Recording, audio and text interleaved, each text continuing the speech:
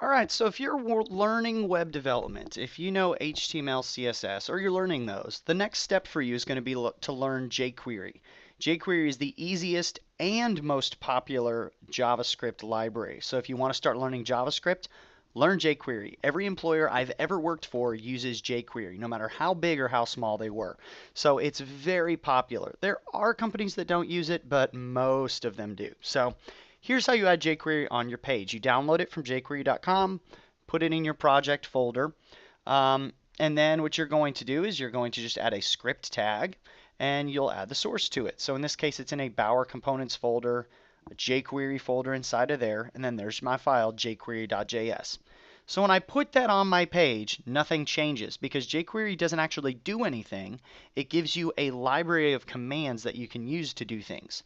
So it's on the page now, and I'm going to go add my own script tag, and inside of it, I'm going to write my own JavaScript.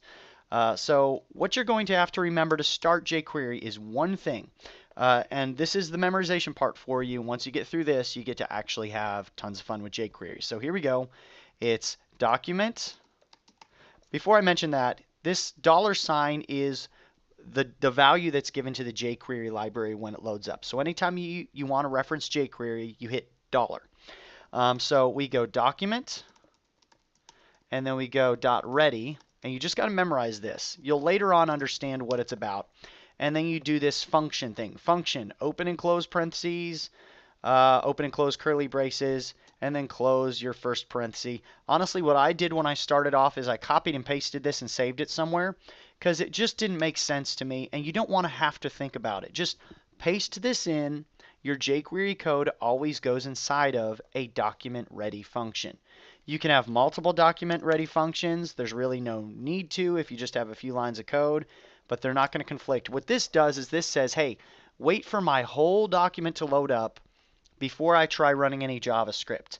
Otherwise, you're going to try to talk to panel 1 with JavaScript, and panel 1 hasn't loaded yet. So the JavaScript's going to run. It's not going to find panel 1. It won't do anything. And then panel 1 will load, and it's not going to do what you're expecting it to do.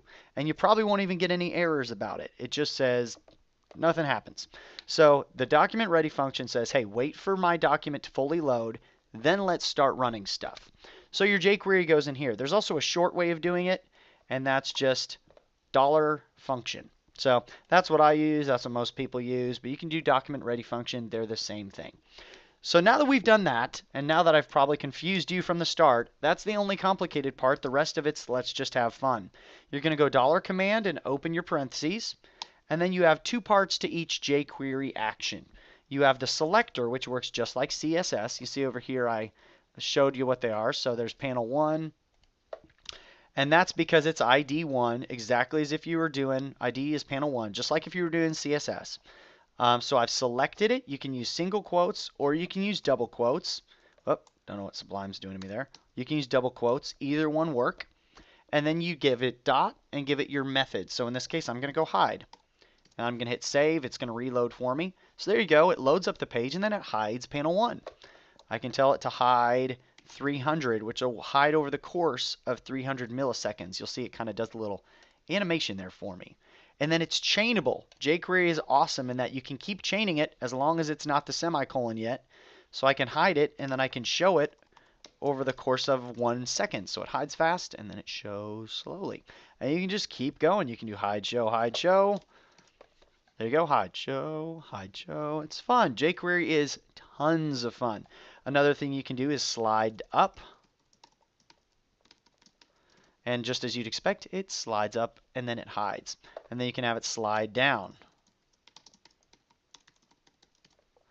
Up and then back down. You can also add a delay in there, .delay. So we're going to delay for 1 second, which is 1,000 milliseconds. Wait a little bit, and then we'll do it again. jQuery, it's fun. This is super awesome. So I can have it slide up, delay. You can do fade in, fade out. There it goes, and gone. And then it's going to slide down. Another thing you can do is you can do fade toggle. You can do toggle for pretty much anything. So if I do fade toggle twice, then it'll fade out since it's currently in, and then it'll fade in because it's currently out. Toggle will, well, it'll toggle. You can slide toggle, It's going to slide up, and it's going to slide back down, and then you can just do toggle if you just want it to do a hide, a show hide. So that's kind of the showing and hiding parts of jQuery. Super, super fun. You can go .css. This is where it gets a little bit more tricky. And then you give it a pair of curly braces, which are options. And you can go color, red. And then, oh, red is not defined. You have to do it in quotes. Sorry about that. There you go. And now my color became red. This one has something else overriding it, but there you go. The panel 1 gets a color of red, and then I can do a comma here. And I can go font weight. The one thing you can't do, I'll show you in a second, font weight bold. There we go. Font weight bold. The one thing you can't do is you can't do font dash weight, because in JavaScript this means font minus weight, which it looks for math and doesn't make sense and will throw an error. That doesn't make sense. What you can do is you can wrap that in quotes if you want to do it that way.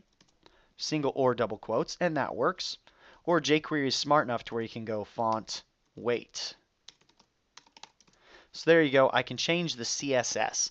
And it's a little confusing. This is kind of a cleaner way of doing it.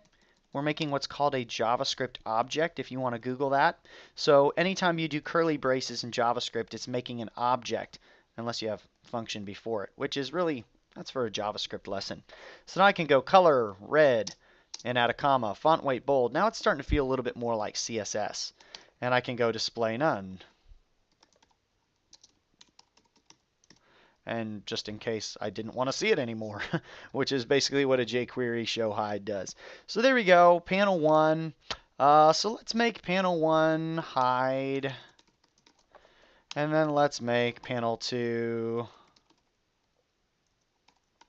CSS opacity 0.5. So now when I boot up, that's gone and that's halfway hidden. And from this point, we'll call this a lesson. And the next step will be in the next lesson is to listen to events. The real fun of JavaScript happens when you start interacting with what the user does.